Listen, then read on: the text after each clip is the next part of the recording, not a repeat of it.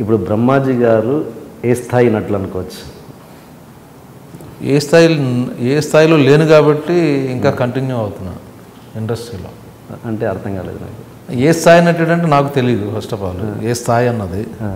అంటే పర్టికులర్ స్థాయి particular level అనుకుంటే నేను సెటిల్ అయిపోయినట్టు. నేను ఇంకా సెటిల్ అవ్వలేదు ఇండస్ట్రీలో. Okay okay. మీరు వచ్చి ఎన్ని సంవత్సరాలు అయిందండి? 25 years. 25 years. అంటే నాకు తెలిసి బ్రహ్మాజీ గారికి ఫలానా కోసమే క్యారెక్టర్లు రాయాలి అనడం అన్నది ఇప్పుడిప్పుడు స్టార్ట్ అయింది. ఇప్పుడు ఫ్రాంక్లీ స్పీకింగ్ ఇప్పుడే స్టార్ట్ అయింది.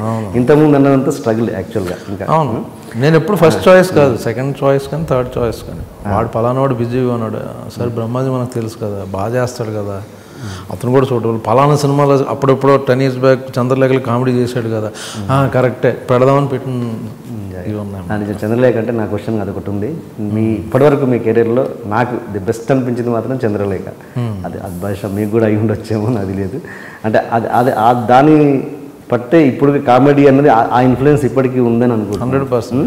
ఆ చంద్రలేఖ వల్ల ఇప్పుడు నా కామెడీ అది కావాల్సినంత రీచ్ కాలేదు. కాకపోతే సినిమా ఆడితే జనరల్ రీచ్ వేరు, ఆడకపోతే వేరు. అండ్ సింధూరం సినిమా విషయానికి వస్తే అది మీ రవితేజ గారికి మీకు ఇద్దరికి ఒకటే ఇస్తారు కదండి హీరోలుగా. అవును, హీరోలుగా.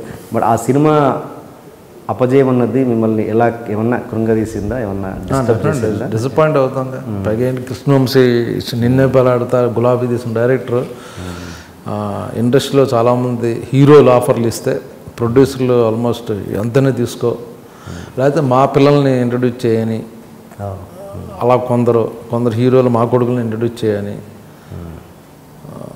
కొందరేమో ఎందుకు ఈ టైంలో రిస్క్ కొత్త, అలా టైంలో మాకు ఇచ్చాడు వంశీ. సో అటువంటి సినిమా మంచి సినిమా పోయి ఏదో సినిమా కాదు, ఆడకపోవడం అనేది డిసప్పాయింట్మెంట్, బాధపడ్డాం. ఇంక్లూడింగ్ వంశీ కూడా ఫీల్ అయ్యాడు, నేను ఫీల్ అయ్యాను, రవి అందరం ఫీల్ అయ్యాం.